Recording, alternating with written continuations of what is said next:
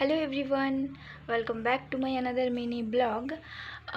আজ হচ্ছে জন্মাষ্টমী, তো সবাইকে শুভ জন্মাষ্টমী।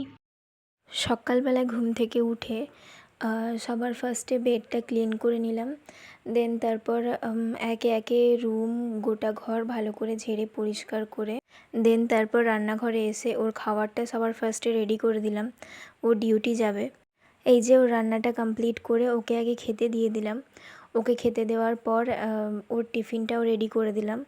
দেন তারপর ও ডিউটি চলে যাওয়ার পরে আমি স্নান করে নিয়ে ফ্রেশ হয়ে পুজোটা দিয়ে নিলাম।